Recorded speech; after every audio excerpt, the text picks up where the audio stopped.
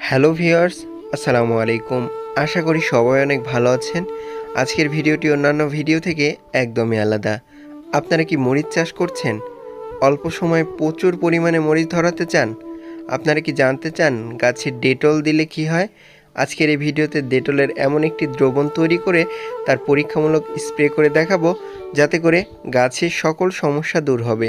আপনাদের গাছে যাদের গান্ধি পোকার সমস্যায় ঠিক এরকম শশার সাইজ, কিংবা লাউ গাছে ঠিক এরকম প্রচুর পরিমাণে জাপ পোকার উপদ্রব বেড়ে চলেছে, কোনোভাবেই দূর হচ্ছে না, এর পাশাপাশি লাউ গাছের লাউগুলো ঠিক এরকম ছোট অবস্থায় নষ্ট হয়ে যাচ্ছে, এই সমস্যাটি আর হবে না, কথা দিলাম। এছাড়াও আপনাদের যাদের মরিচ গাছের পাতা কোঁকড়ানো সমস্যা দূর হচ্ছে না, তাদের জন্য আজকের এই ভিডিওটি দেখতে হবে। শুরুতে আপনারা চুলায় আগুন জ্বালিয়ে নেবেন। আমরা গ্যাসের চুলায় আগুন জ্বালিয়ে নিলাম। এবার এতে দিতে হবে একটি পাত্র। আপনারা স্টিল বা অ্যালুমিনিয়ামের একটি পাত্রে প্রথমে 1/2 লিটার পরিমাণ পরিষ্কার পানি নিয়ে নেবেন। আমরা এখানে টিউবওয়েলের পানি নিয়ে কিছুক্ষণ ঢাকনা দিয়ে ঢেকে নিচ্ছি। আপনারাও সেরকম ঢাকনা দিয়ে কিছুক্ষণ ঢেকে নেবেন এবং দেখতে পাবেন হালকা হালকা বুদবুদ চলে আসছে, এবং কিছুক্ষণের মধ্যে ভালো বুদবুদ এলে 3টি পরিমাণ এই ন্যাপথেলিন নিয়ে নেবেন। দেখতে পাচ্ছেন এগুলো ন্যাপথেলিন ছিল। তো এগুলোকে দিয়ে কিছুক্ষণ এর মধ্যে রেখে এবার একটি চামচ দিয়ে খুব ভালোভাবে নাড়াচাড়া করে নিতে হবে।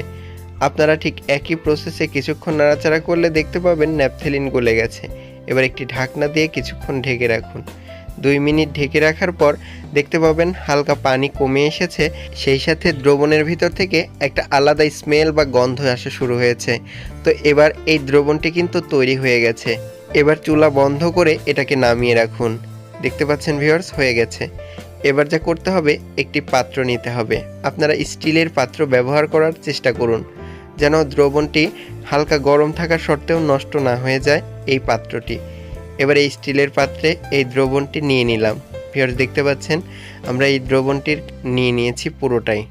তো এবার যা করতে হবে, এর মধ্যে কিছুক্ষণ এরকম একটি চামচ দিয়ে নাড়াচাড়া করতে হবে এবং দ্রবণের উপরে যে ভেসে থাকা এই উপাদানগুলোকে কিছুক্ষণ এর সাথে মেশাতে হবে।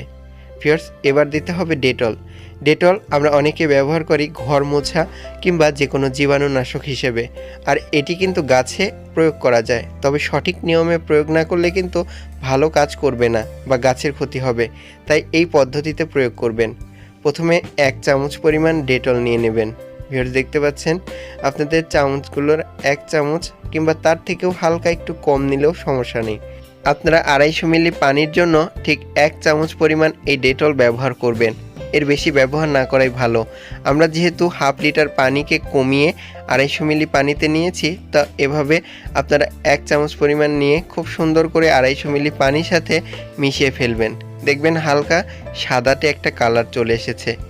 এভাবে যদি না মেশান তাহলে কিন্তু ভালোভাবে কাজ করবে না, গাছ মারা যেতে পারে। আপনারা অবশ্যই সতর্ক থাকবেন। এবার এতে মেশানো হয়ে গেলে যেটি দিতে হবে হলুদের গুঁড়া। 1/2 চামচের একটু কম পরিমাণ হলুদের গুঁড়া 250 মিলি পানির জন্য অবশ্যই লাগবে।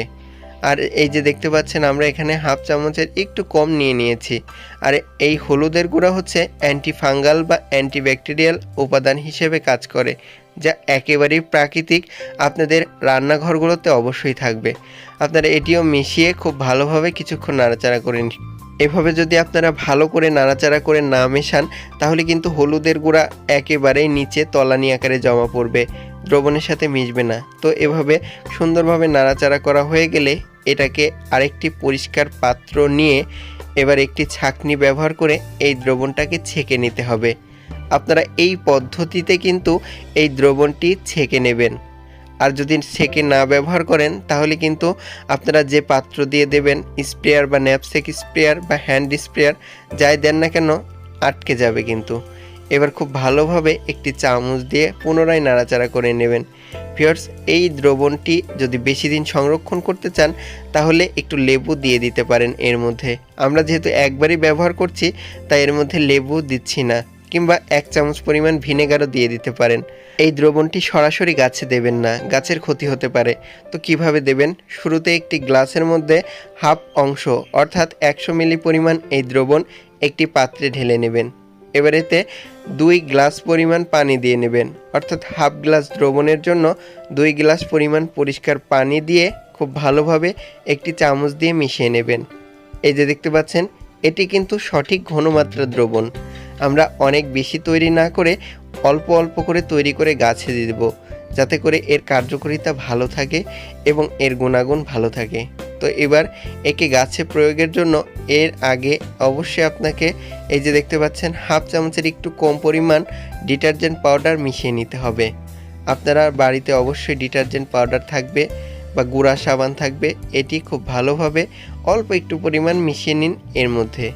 আপনারা এই ডিটারজেন্ট পাউডার মেশাবেন দেওয়ার পূর্ব মুহূর্তে, দিয়ে খুব সুন্দর করে একটি পাত্রের মধ্যে ভরে নেবেন বা যে কোনো ন্যাপস্যাপ স্প্রেয়ারে ভরে নেবেন। এটি ছোট বাগানীদের ক্ষেত্রে প্রযোজ্য, বড় বাগানীরাও চাইলে ব্যবহার করতে পারেন। এটি কিভাবে স্প্রে করবেন বা কখন দেবেন? গাছে দেখতে পাবেন যখন প্রচুর গান্ধী পোকার উপদ্রবে আপনাদের শসার সাইজগুলো ঠিক এরকম হচ্ছে, কিংবা লাউ গাছে প্রচুর মিলিবাগের উপদ্রব, এই সময় আপনারা স্প্রে করবেন যখন বিকেল হবে। আপনারা আপনাদের লেবু গাছে লিফ মাইনার পোকার উপদ্রবে ব্যবহার করতে পারেন। সেই সাথে মরিচ গাছে যাতে পাতা কোঁকড়ানো না হয় সেক্ষেত্রে ব্যবহার করতে পারবেন। এই দ্রবণটি 1 সপ্তাহ পর পর ব্যবহার করবেন। বর্ষাকালেও এটি ব্যবহার করা যায়।